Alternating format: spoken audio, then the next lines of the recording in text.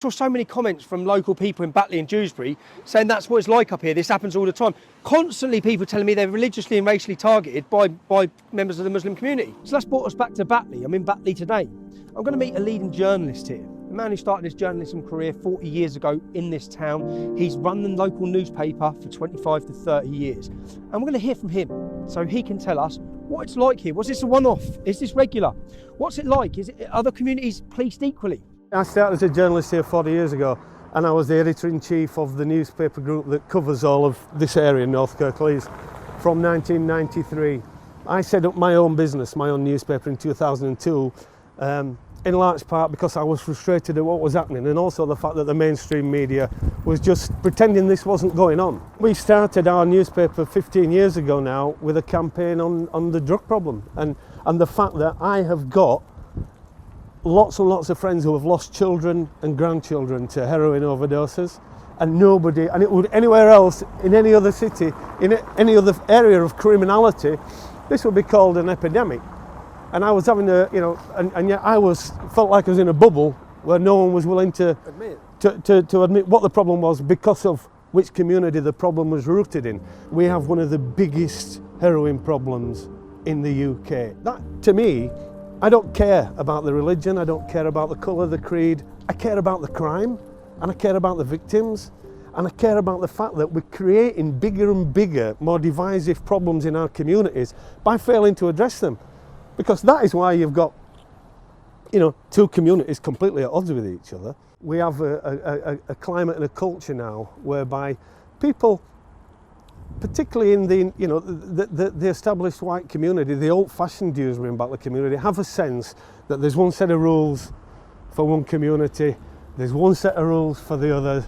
Kid gloves for the Muslim community. Yeah, and it isn't just crime as well, it's everything. I mean, we've had electoral fraud. We've had electoral fraud in this town for decades now, whereby, intimidation at the polling booth, attacks on candidates, people going around house to house, making people make Muslims making Muslims fill in a ballot form. We've exposed it. We have had one or two really strong, individual Muslim councillors and community representatives from this area who stood up against it and said, listen, we're making a problem for ourselves here by not addressing these problems. So, we get onto a story, we run it, the police turn up, they send a Muslim community liaison officer to talk to the victim. He leaves the incriminating evidence with her and says, do you want to have a think about this for a few days? See, this is what's happening. And so then she tears up the ballot paper, which it was actually the daughter, so the daughter. They send a Muslim police officer to the case to talk her out of making the complaint. This, for a long time, was the police station. You can still see it still is, to all intents and purposes. But all you've got here now is an administrative presence. Basically, the entire police command structure now is 10 miles up the valley at Huddersfield, which has a completely different demographic. It's got all its own different crime issues, if you like, it's different community issues. And I've quite often said that whoever is commanding the police in this division now probably couldn't find Dewsbury and Batley Town Hall if you gave them a sat-nav. There was a Sunday afternoon, and a police cars came upon a public disorder in Ravensthorpe. That's a neighbourhood in Dewsbury, and this was Muslims fighting Muslims. They stopped, they made a couple of arrests, they got the guy in the back of the car. Suddenly, a mob descends on the police car. Yeah. Whatever their call sign is for officer needs assistance, there was one traffic patrol car in this division, which is 180,000 people. Here tends, they get the mob, they break it up, they arrest this guy, take him to Dewsbury police station. The next thing you know, the entire arterial route between Huddersfield and Wakefield is shut down with a mob of hundreds who are stoning cars and demanding the release of their friend. Yeah? All of a sudden, the police don't know what to do. They don't know there's a sticker lift. There's hardly enough of them. They've got a call to HQ in Wakefield to get some assistance, some backup. And basically, you then have a couple of community figures from the Muslim community come out and agree to negotiate and arbitrate and talk to the gang and talk it all down. They disperse. The guy's released without charge. Until next time. Do you know what you've just spoke about there is I spoke about in Birmingham, where I saw someone bricked a police officer. Then all the Muslims come with the imam to the police station, said let him go now. And we read online on one of the left wing blogs that they let him go. When I went for my next meeting with Birmingham Police, I asked the police officer, did this happen?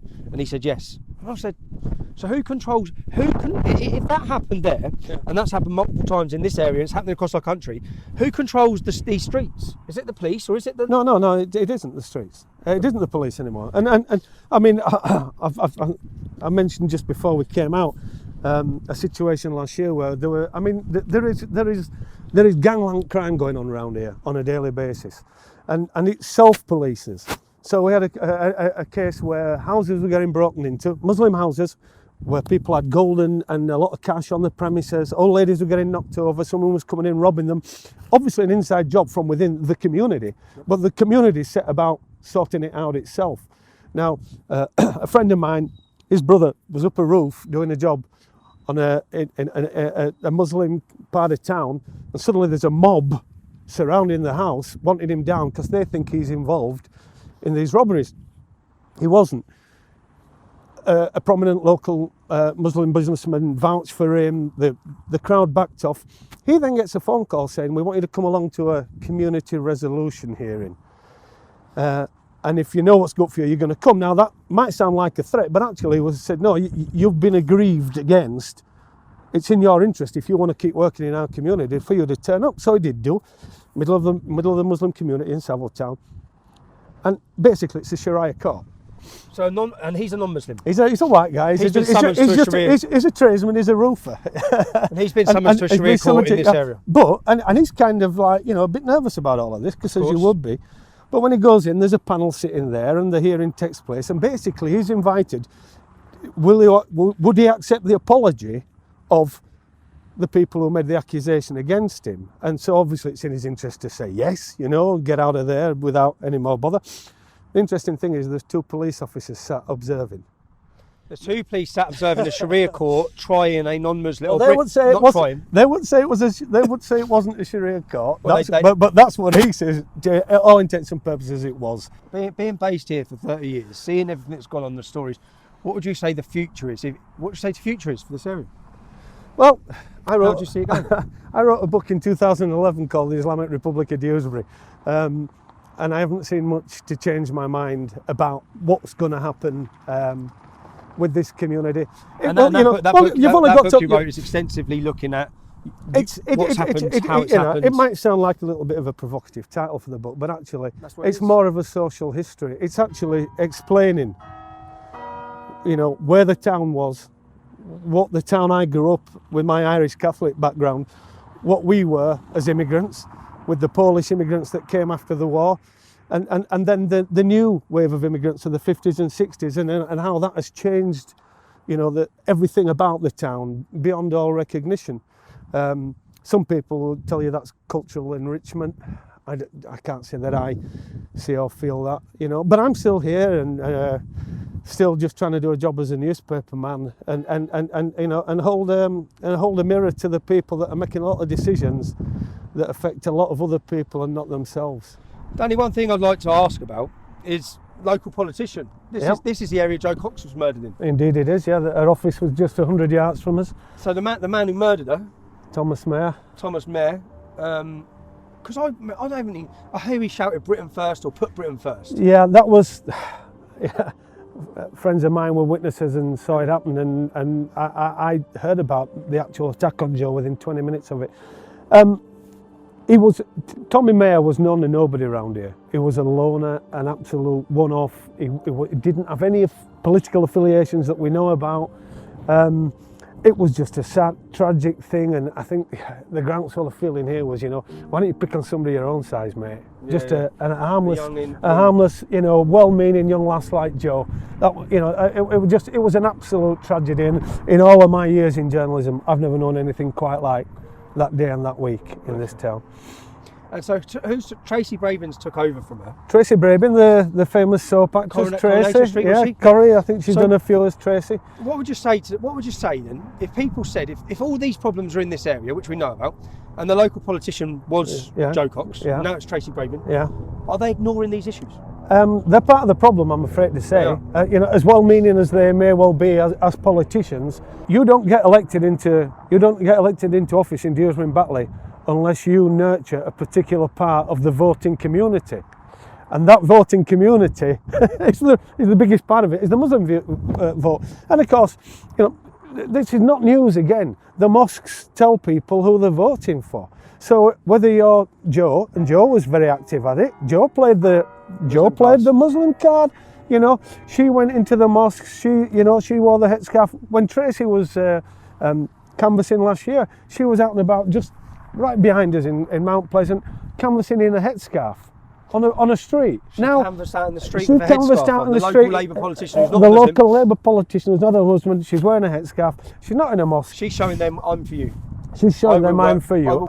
I'd like to think that this time for Tracy, who's only been in office just over a year, I'd like to think there's time for her to see the light and say, you've got to actually bring some cohesion to this community, Tracy, and represent both communities, not separately. But when she's going on their radio station talking about the issues in Palestine, when she's talking about global issues that don't affect the price of bread on the high street in Batley, and young English girls are being their heads caved in, week in week regularly. So you know, it angers me. It angers a lot of people, and I get the realpolitik of it. Is this why non-Muslim people in this area feel sold out for these issues? It is one of the contributing factors. And as I said, Tracy's new to the job. You'd like to think that she could grow into it and understand that she's becoming, or risks becoming, part of the cultural problem and not the solution. I think it's just this political sensitivity. It's, oh God, you know, we can do without this.